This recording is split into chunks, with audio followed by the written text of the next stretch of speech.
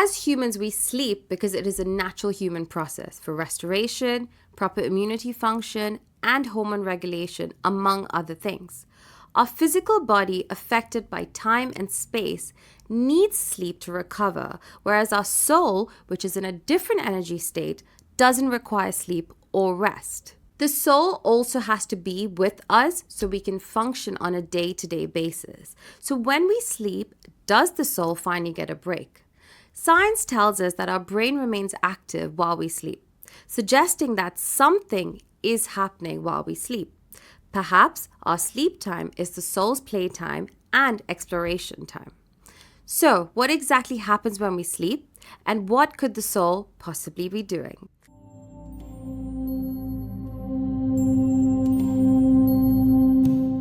Hi everyone, and welcome back to the Anayaverse, and my video series is Spirituality a Trap? Journeying with the Multidimensional Healer. Welcome to today's episode, What Happens When We Sleep and the Potential Dangers of Astral Travel. To understand this better, we should first identify the soul layers involved in this process. The soul is in its most complex form as a human because it is the furthest away from its original self or source, therefore divides itself into layers. No one truly understands how exactly this works, and the specific number, nature, and functions of these layers can differ greatly depending on cultural, philosophical, and individual perspectives. Hinduism dictates that there are 7, while other theologies state there are 3, 5, or multiple layers to the soul.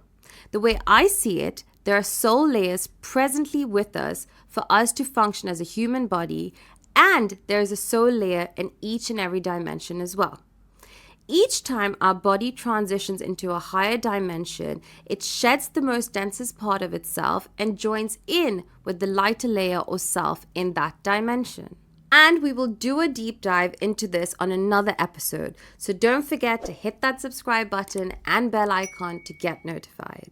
Now, despite the countless theories, the key soul layers that we need to understand are universally recognized across all perspectives, consisting of mind-body, the physical body, and the astral body. The simplest layer to comprehend is our physical body, which is our human form. Our organs, tissue, physical matter, and physical memory such as muscle memory.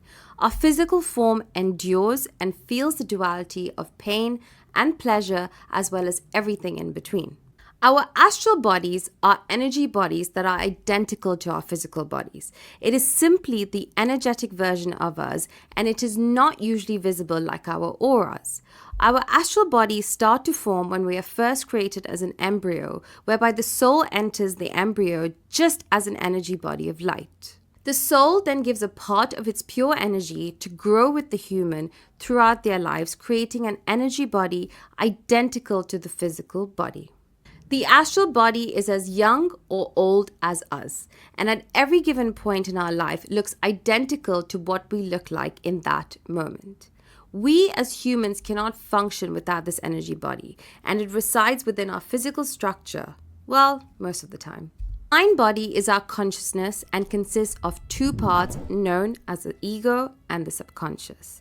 This is commonly known in Hinduism and other ideologies as the emotional layer and the mental layer. Just like the astral body, the ego starts off as a blank piece of energy and expands over time as we grow from babies to adults, learning and experiencing. The ego carries our emotions, thoughts, feelings, and memories from the life that we're currently living in. The subconscious, on the other hand, is a direct connection to our higher selves and the above. It is through the subconscious we have the potential to reach altered states during meditation, devotion, and spiritual practices. The subconscious hosts our awareness, thoughts, feelings, and memories from other lives that can aid us in this life, and is our connection to the rest of the soul. The subconscious is the space of intuition, introspection, and karmic memories. The ego and the subconscious can also be seen as one whole, of which there are 2 drivers. The main everyday driver is our ego, but we also need our subconscious to take over and drive sometimes. So we can explore new areas, take on different directions, and learn from the infinite pool of knowledge the higher dimensions have to offer. A simpler way to look at this would be that the ego is our daytime driver and the subconscious is our nighttime driver. When we sleep, our soul likes to travel and takes on two different types of travel, which we all have the ability to do naturally, whether we believe it or not. The soul also travels so it can express itself in energy form, and this is the soul's version of healing and restoration. So, of course, all our souls travel. The first type of travel is astral travel or projection, where the consciousness travels with the astral body. And the second type of soul travel can be referred to as purely consciousness or mind travel, and it is without the astral body. Astral travel is when your energy or astral body exits your body with your consciousness and travels into the astral realm. Astral travel is limited to the astral plane and the fourth dimension. And no matter what anyone thinks, one cannot travel further than the fourth dimension with your astral body. The astral realm or plane is the lowest part of the fourth dimension, as each dimension has countless realms, but can be seen as the fourth dimension for this episode. The astral body is the same energy body that leaves our body when we die. The only difference is that there is an energetic attachment when we are still alive, and when we die, that energetic attachment or cord to our physical body disconnects and no longer exists or connects us. When we leave the third dimension, we shed our physical body, and when we leave the fourth dimension, we shed our astral bodies. Therefore, when we sleep, we shed our physical bodies temporarily for astral travel, and when we die, we shed our physical bodies permanently. During astral travel, one may roam the earth energetically, visit past loved ones who are still within the astral realm, and visit the dream realm, amongst other things. When I tap into the dream realm, it is a very soothing and comforting place for our souls, where we can just be energy bodies floating around. Our thoughts, emotions, and memories also takes on an energetic form in this realm, allowing us to play around with these energies, creating dreams, visions, and sometimes nightmares. Mind or consciousness soul travel. This type of soul travel is when our mind or our entire consciousness travels while our astral body remains intact within our body. This includes both the ego and the subconscious, but the subconscious is the driver in this instance. Mind travel can access all the same places as astral travel, and while it is not limited to the fourth dimension, most souls still spend time in the astral realm, the dream realm, and in the fifth dimension with its higher self. Mind travel does take you to the higher dimensions and realms, but souls prefer to spend time in its natural state in the fifth dimension. Newer souls astral travel more while sleeping, whereas older souls tend to solely mind travel. As I mentioned, mind travel is very similar to the state you travel or tap into via meditation, where only your consciousness has traveled or is in an altered state. Everyone has the potential to practice and access both types of travel while they are awake through meditation and other spiritual techniques. Now, if you Google astral travel, you will notice so many tips, advice, books, courses, and a lot of fascinating stories of people's experience, serving as both the guidance and encouragement. It seems like a fun and powerful thing to practice and achieve, with potential benefits such as remote viewing, visiting past loved ones, general earth travel, and spiritual exploration. But when forced or not naturally done, it can also have its consequences. Therefore, I don't believe it to be entirely safe.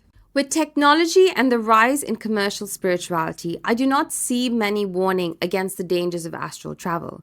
And it is widely encouraged in New Age spirituality, with people seeing and accessing all kinds of visions and beings. When we are asleep and travel with or without our astral body, our subconscious state is the driver and in control. Whereas when we practice either type of travel while we are awake, we are working with our egos.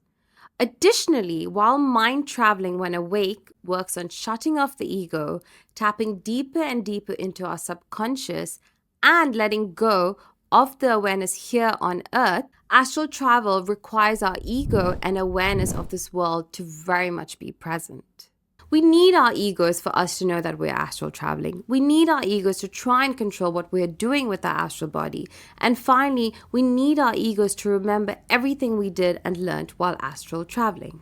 It is this combination of our ego and astral travel that makes it potentially dangerous. There are many who are supposed to practice and use this tool, such as shamans and mediums, who predominantly work with all kinds of ancestors, but it is not meant for everyone.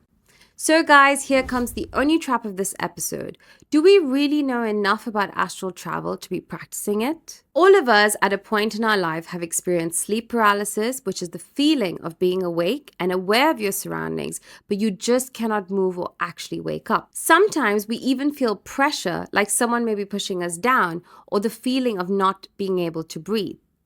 Sleep paralysis simply is when you wake up before your astral body comes back from its travel, switching drivers from the subconscious to the ego. Now that you're conscious and aware, and the ego is also awake, the first thing it wants to do is get up, but it can't. So while we can be awake while astral traveling, we as humans cannot function without our astral bodies. We cannot physically move, use our bodies, or make a single sound while astral traveling. And that is very scary, uncomfortable, and something that shouldn't be taken lightly. Further, we also do not know how exactly to control our astral bodies until in regular practice, which has the potential to bring about a lot of fear and anxiety. This means a person is most likely just going for some sort of energetic ride with no control of what they see, what they encounter, and how long they've been there for. That is a lot of control over your body that you're giving up for something that you may not like, may not gain anything from,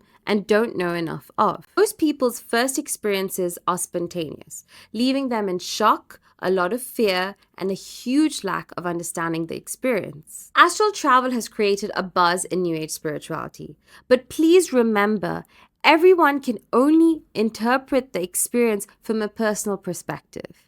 There is a notion that experiencing the fact that you are more than the physical body can bring about many benefits, including mind and spiritual expansion. Further, some people think they're seeing higher beings, receiving divine messages, and traveling to infinite number of realms and dimensions. As beautiful as astral travel can be, the truth that no one talks about is that it is limited to the astral plane in the fourth dimension.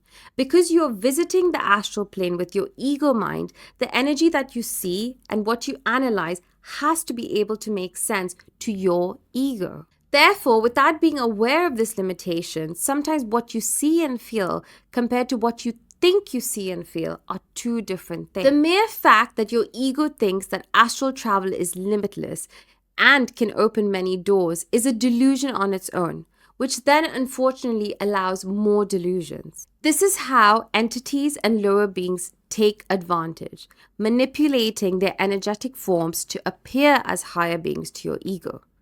As a result, you also risk bringing back entities and attachments with you that can disturb your energy field and further propagate the idea of divine vision. If you can understand that we shed a layer every time we ascend to a higher dimension, then you can understand that ascended masters and angels are not walking around the astral plane, and neither is your higher self. Just simply, they cannot exist in the lower dimensions with their particular energy body. One can certainly gain some insights in the fourth dimension, but the infinite knowledge that people commonly refer to is in the fifth dimension and the higher dimensions. And just the same as being here on Earth, you would have to have countless experiences of astral travel and practices to be able to connect to higher beings and knowledge as an astral body in the fourth dimension. So, the best way to access infinite knowledge and to connect with angels and higher beings is through using mind travel and allowing the subconscious to be the driver.